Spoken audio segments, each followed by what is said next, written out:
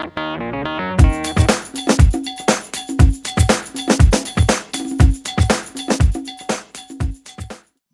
welcome to another episode of What the F. This episode is coming a bit late in the week because I've had other stuff to do and I've had to think about what I'm going to do this week. But this week I said last month that what I was going to try and do is a monthly Q&A session, so I put kind of word out there if anyone has any questions, post them. And I got a few, so I'm just going to answer those questions and then hopefully post the video, edit it tonight. Because again, I'll do another video next week, get back to normal topics. So the first question comes from a friend of mine on Twitter and on Facebook. Kelly's her name, and she asked me, can I cook and to tell a disastrous cooking story. Now, my cooking skills are limited because like I did home ec in secondary school for about 2 years, I think it was, and learned about various things like fucking sewing, all stuff like that you would learn in home ec. And there was cooking. I'm alright. I mean, every Friday I cook my own dinner, for instance. Granted, it's the same thing every week, spaghetti bolognese, which doesn't take a whole lot of fucking effort, but I make it. I've made apple pies in the past, burgers from scratch, not from the packet, pizzas from scratch, and so I'm not too bad. I'm alright. Like, I know how to make some things, but overall I'd say, like, I'm rank amateur compared to most. No, I don't necessarily have a disastrous cooking story as such, because again, I don't cook all that often. The closest story that I can think of to disastrous was I failed an exam because of cooking. And what happened was, it was actually home ec, and one of the practical exams that we had to do, other than we had to sew a pillowcase, sew one together, make it ourselves, and then we were assigned something to cook. We had to pick something, and I didn't know what to pick, so the teacher started doing it. Rather than have you pick it, the teacher decided to give out random recipes and tell them, right, bring the ingredients in and cook it.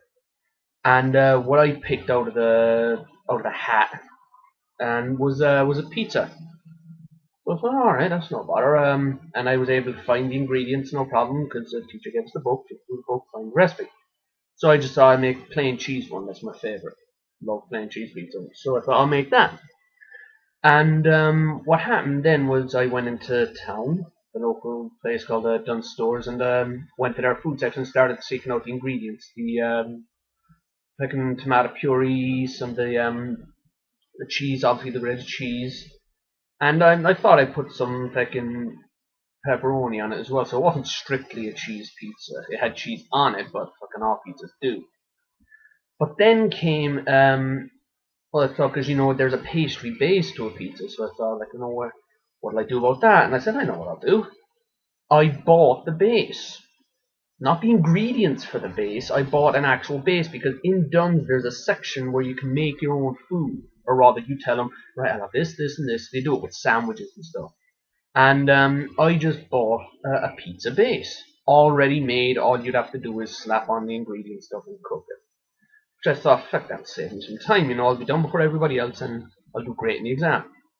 So I came in the next day, and teacher said, right, lay out your ingredients, because she wanted to see what we'd done. And I laid mine out, and the teacher came to me and said, what the hell is this? And I said, well, I'm going to make the pizzas. I have the base here, I've got the tomato puree stuff, and I've got the cheese and the kind of sausage thing, that's by the pepperoni sliced sausage. And she wasn't very pleased, because again, I didn't know at the time. I thought I could do this. Okay, I honestly didn't think I'd done anything wrong, but again, in hindsight, I suppose, yeah, it was kind of a stupid thing, because we were meant to make it from scratch. She wasn't best pleased, and she said, you were supposed to buy the ingredients for the base as well, not just that. And I tried to talk my way out of it, thinking, yeah, well, this will save me time. Again, wasn't getting the whole point of the exercise, which was to make it from scratch rather than have it easy. It's like fucking the ready-made meals. It would be like if I was asked to make fucking chicken curry and I came in with a fucking ready-made meal. already made. I don't need to do a thing. But again, defeated the purpose. So she managed to have some ingredients at hand, so I was lucky in that respect. But even then, still failed. Because again, maybe the pizza wasn't that good. It actually was very kind of, if memory serves, it was very crumbly. It collapsed very easy. So obviously, I didn't do very well with the cooking. But she was already pissed in regards to the fucking that I bought the base rather than make it. I should have bought ingredients for the base instead of buying the base already made. So that's the closest thing to a disastrous cooking story I can think of. So the next question I was asked was, when did you first discover science fiction? Because people know I'm a bit of a geek, you know, I love science fiction and all these things, certain comic books as well. And I was asked, when did I first discover it? And I think if I push my memory back far enough, I can remember watching Superman and stuff like that, and cartoons like that on the telly. But I think the moment where I discovered the science fiction, I think I was 7. And my family and I, we went on holiday to a place called Pontins, I think it was called. It was one of these holiday camp places, kind of like in Dirty Dancing. If you've ever seen the movie Dirty Dancing, you know, they go on holiday to this kind of camp activity place. Kind of like one of them, but obviously more modern. That was set in the 60s, I think.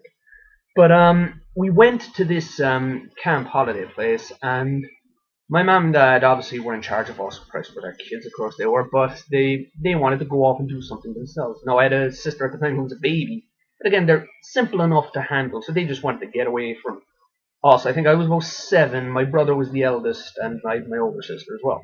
We were left in the care of the camp leader, one of those hyped up fellas who probably before he begins his shift does a line of cocaine to be that energetic with kids. So he was typical, like, you know, hey kids, we're gonna have some fun, yeah. And we went to the arcade. Our mum and dad had given us some money so we could play games. And he said, you know, he laid out the rules, you know, if you want to go to the toilet, you let me know, because obviously he's responsible for us, needs to know where we are. But then he made the big mistake. He said, there's one other rule, and he goes, very important. And he points to these, I'll never forget, it was 2 black doors, and it was pretty big. Again, I was 7, I was only small. But he says, don't go in. He points to the black doors and he says, don't go in there. That's for the grown-ups. Now, most of you out there know, you say that to a child, that's not a fucking warning, that's a challenge. That's a dare. But fair enough, I ignored it for a bit, went about my business, you know, got some change for the machines, played some games, kept looking at the doors. Finally, I was like, fuck this, I'm going to go. So I go in through the doors, and it was pitch dark, and the only thing that was bright that I could see was, the first thing I saw was Spock's burial coffin. So now the movie, it was apparently a cinema, and there was a film showing, and it was the very start. And the movie, I think, was Star Trek 3, The Search for Spock, because again, at the end, we all know, anyone who knows Star Trek knows at the end of Star Trek 2, Spock died. And at the start of it, they show the lovely Genesis planet where they put Spock's body, and it's this coffin. So I stayed there and I watched the movie, and I just fucking entranced. I loved it. Seeing the ship, the fucking planet exploding, the Klingon ship, and all that was brilliant. Especially the fight between Kirk and fucking the Klingon commander was awesome, fantastic. But I actually don't remember much then about what happened afterwards. Because again, my memory's pretty good, but I don't remember the aftermath of that. Because again, take in mind, I'm 7 years old and I've just gone through these black doors, and that movie's about maybe close, just over 2 hours long. And I remember telling my mum and dad, about that years later. I was an adult when I told this story, and they were like, that's where you were. And because they didn't know, because apparently, according to them, I didn't know this, but according to them, there was pandemonium outside. Nobody knew where I was. The camp fella was searching here, there, and everywhere for me. My mum and dad got called, according to them anyway, because I don't remember any of this fuss. But they got called in. Nobody could find me. And according to them, I just emerged from the fucking cinema, back to playing games. And again, I don't remember the furor of it, but they weren't happy, because they were like, where the hell were you? I was 7, I was gone for 2 hours, nobody knew where I was. It was, again, in hindsight, sounds like it was pretty funny. Because what I do remember about that, though, is I went back. Because I thought, fuck, that was great, I want to see more of that. But unfortunately, I did go back, and the movie they were showing was a Madonna movie. Who's That Girl? I think it was called. So, but needless to say, I didn't stay long. But after I got back, and that was my first big exposure to science fiction. And I can remember when I got back, hearing Star Trek TV series. I was like, fantastic, because I was like, great. I saw them on holiday. I want to see them again. And I can remember the poster advertising it, and it was The Next Generation. It was, Patrick Stewart and those guys, Captain Picard and all that. And I was like, that ain't them. Because to me, it looked like a bunch of people in their pajamas. And it was like, well, that's not them. Because again, I saw Kirk, Spock, McCoy, and Sulu and those guys. I didn't know that there was a TV series, let alone that there was a new TV series. But I loved that just as much, and all the incarnations that came afterwards. So that was the big revelation to science fiction. Loved it. So the next question is, what's the geekiest thing you've ever bought? And there's two answers to that. There's two competing things. The first one is tattoos. I have 12 tattoos. Love them all. But I think maybe out of 9 of them, out of the 12 that I have, 9 of them are geek related. Like, one is of the ship Serenity from the Joss Whedon show Firefly. The other is of the Avengers. My only regret about that tattoo is I couldn't fit Black Widow and Hawkeye onto it. Because again, I had limited space. It's on my arm. And I have the tattoo Angel has, Angel from Buffy has on his back. It's a Celtic bird. It was good because it kind of promoted back Irish, I'm Irish, and it's a good design. I liked it. One then is the from Stargate SG-1. It's the symbol for Earth. Those symbols that be on the Stargate, and it's a very Egyptian themed thing as well. So it looks nice. It looks like a pyramid with the sun above it. That's what they say it is in the show, and it's a very nice, simple image. And what else is there? And of course, can't be forgetting all Superman. I have the Superman logo, like this one here, and it's on my shoulder. It's on the back of my shoulder here, and so that's I paid for those, so I bought them. And the second one is shoes.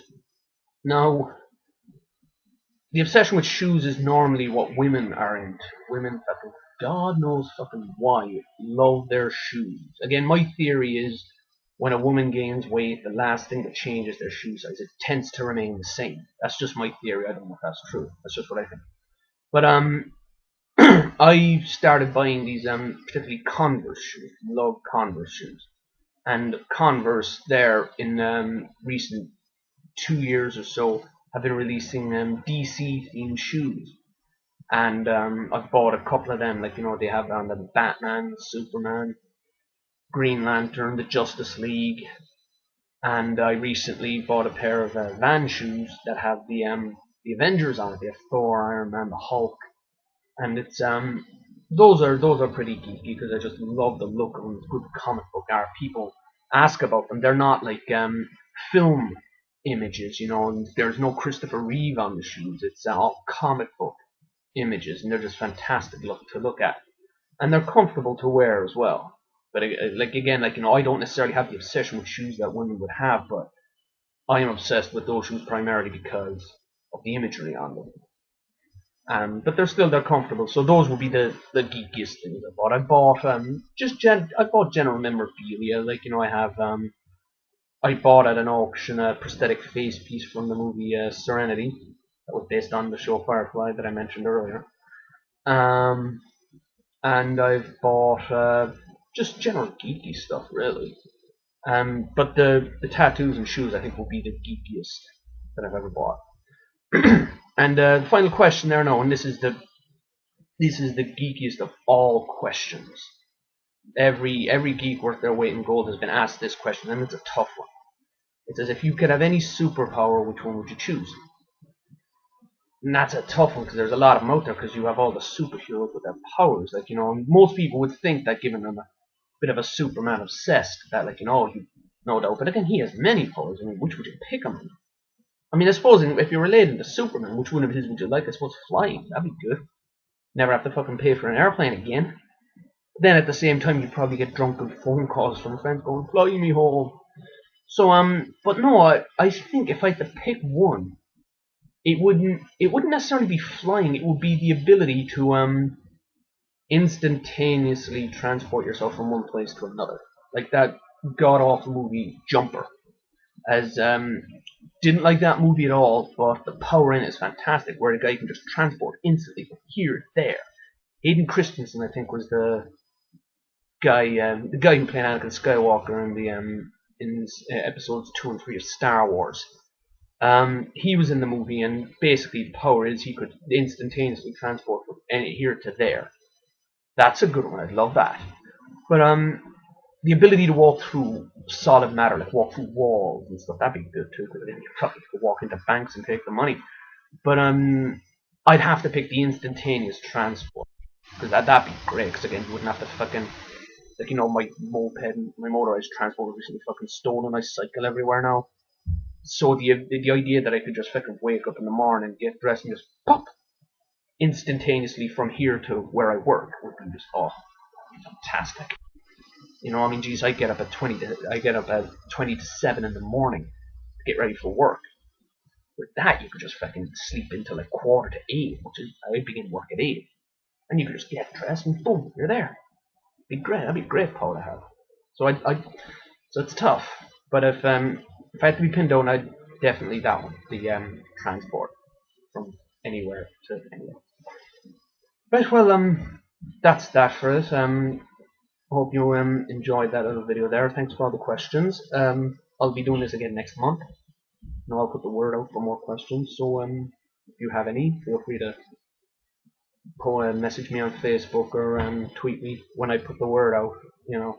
And thanks to all who sent questions in.